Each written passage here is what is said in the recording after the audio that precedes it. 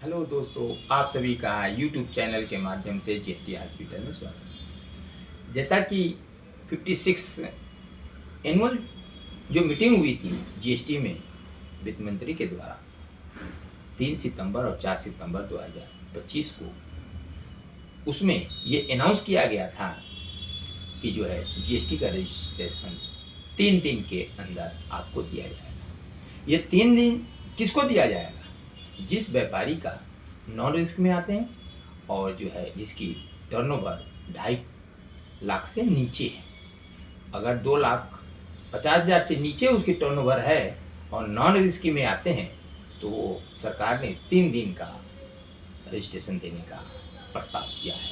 ये जो लागू होगा वो 1 नवंबर 2025 से अप्लीकेबल हो जाएगा।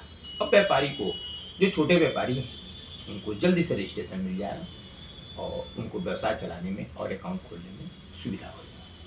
अब हम बात करेंगे कि जो रजिस्ट्रेशन जो नॉन रिस्क में आते हैं उनके लिए सरकार ने क्या समय सीमा रखा है।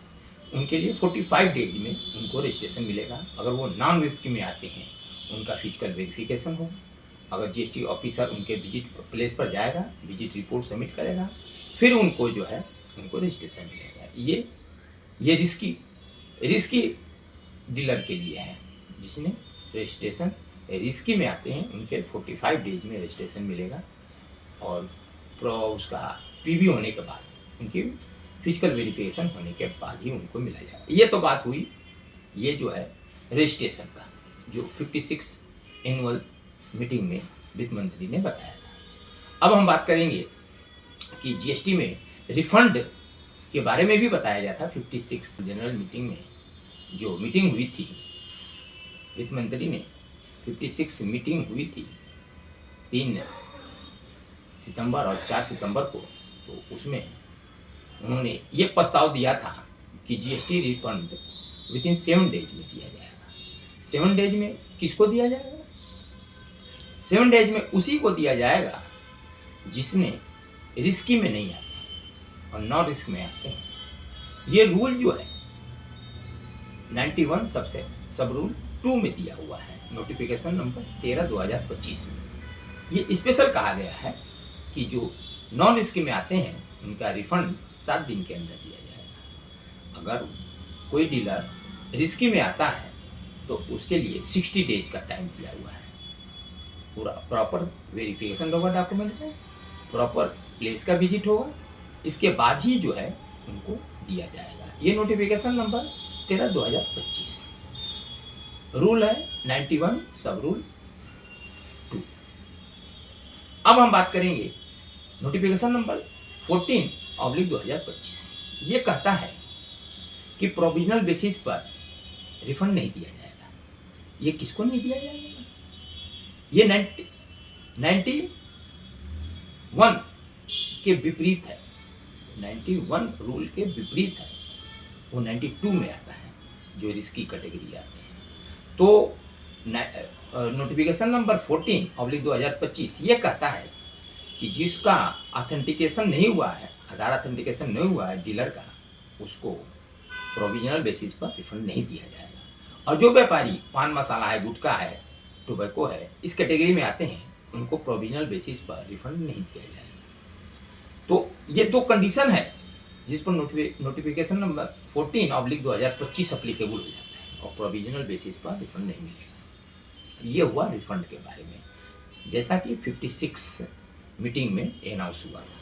अब हम बात करेंगे कि जो है रिटर्न में किस तरह से जो है मीटिंग में डिक्लेयर हुआ था। 56 मीटिंग में रिटर्न के बारे में क्या अप्लीकेबल होने जा रहा है 1 नवंबर 2025 से।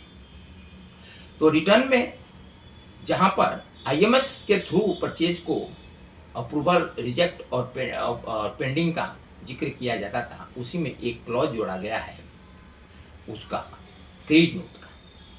क्रेडिट नोट में अब अपडेशन भी कर सकते हैं। जो पेंडिंग जो है क्रेडिट नोट है उसमें अब अपडेशन भी प्लस माइनस भी कर सकते हैं आप। तो एक मेजर चेंजेज क्रेडिट नोट के बारे में हुआ है, ये 56 मीटिंग में ही कहा गया है। उसका अप्लीकेबल 1 नवंबर 2025 से लागू होने जा रहा है।